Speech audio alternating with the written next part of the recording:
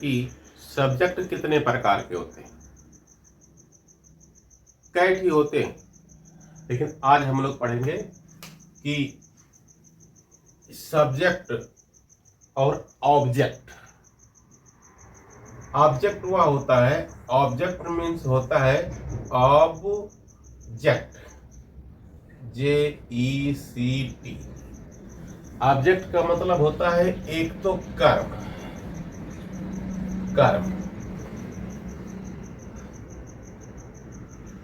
और वस्तु भी होता है, वस्तु।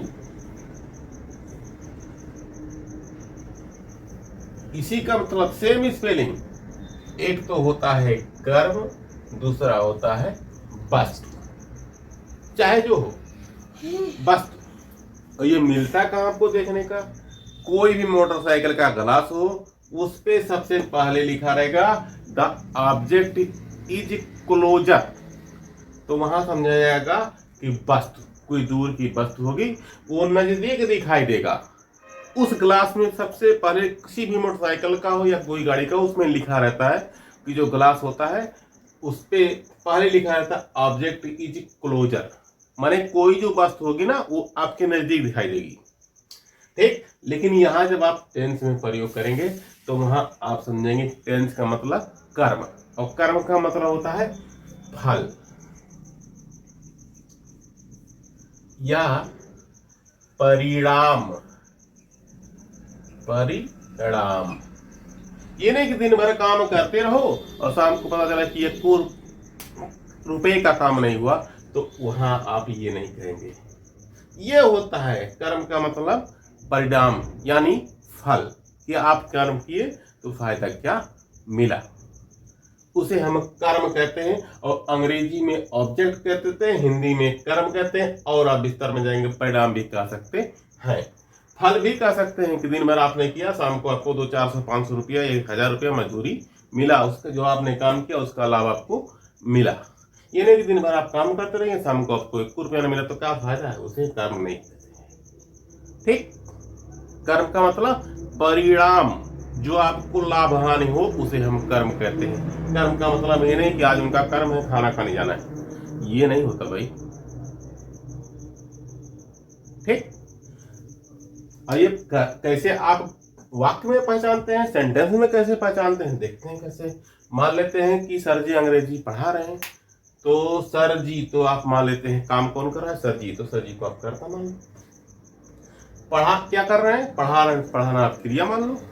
लेकिन क्या पढ़ा रहे हैं, अंग्रेजी, तो अंग्रेजी को कर्म मान लो, क्योंकि अंग्रेजी आपको पढ़ना लिखना आ जाएगा, तो आपको फल मिल जाएगा कि आपको अंग्रेजी पढ़ना लिखना आ गया, उसे हम कर्म कहते हैं।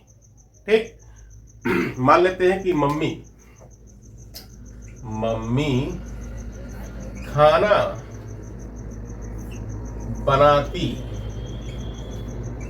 है, इसमें काम कौन कर रहा है, मम्मी, तो यहां लिख देंगे यस। क्या कर रही है, बनाती, उसको लिख देंगे वी। अब क्या बनाती है, खाना, मतलब पहले वो आटा था, बाद में रोटी बना दी, तो उसको हम लिख देंगे ओ। यानी अगर सब्जेक्ट है तो यस लिखेंगे, ऑब्जेक्ट है तो ओ लिखेंगे, कर्म है तो, क्रिया है तो वी लिखेंगे भाई।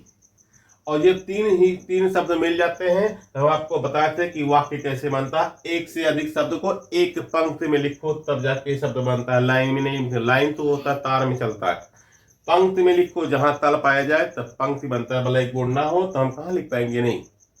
पहले की बुकों में छप के आता था एक पंक्ति में इतने छात्र खड़े थे, दूसरे पंक्ति में और छात्र आके आगे, टोटल कितने छात्र हो गए। लेकिन अब तो लाइन का प्रयोग अधिकतम किया जाता है, तो आप लोग पंक्ति में लिखते हैं, लाइन में नहीं, सीधा सीधा लिखते हैं। लेकिन अब तो आसान भाषा हो गया लाइन। ठीक, तो ऐसे जो आप जो काम करे वह कर्ता, उसके द्वारा जो भी काम किया जाए वह क्रिया, और जो लाभ हानि हो उसे कर्म कहते हैं। चाहे जो हो, जो काम करे वह कर्ता, जो लाभ मिले वह कर्म, और जो कर्म कर्ता के द्वारा जो भी काम किया जाए उसे हम क्रिया कहते हैं। और 3 शब्द मिला के कोई वाक्य बनता है, 2 शब्द रहता भी बन जाएगा। मोहन जाता है, पता नहीं कहाँ जाता है, उत्तर जाता है, दक्षिण जाता है, पूर्व जाता है, पश्चिम जाता है, इससे मतलब नहीं, लेकिन वाक्य बना मोहन जाता है तो मोहन करता, मोहन करता, जा मोहन जाता है, जाता है, तो मोहन और जाना क्रिया, मोहन काम कर रहा है ना, कौन काम, जाने का। ठीक, मान लेते हैं हप्पी, हप्पी हिंदी पढ़ता है, हिंदी पढ़ता है, हिंदी पढ़ता है, तो हप्पी तो काम कर रहा है, हप्पी करता, क्या कर रहा है, पढ़ रहा है, पढ़ना क्रिया वी, और क्या पढ़ रहा है, हिंदी, तो हिंदी को क्या कहेंगे, ऑब्जेक्ट, अंग्रेजी में क्या उसे ऑब्जेक्ट कहेंगे, हिंदी में कर्म कहेंगे। आप समझ में आया, यह पी करता, पढ़ना क्रिया, और क्या पढ़ रहा है, अंग्रेजी कर्म। ओके।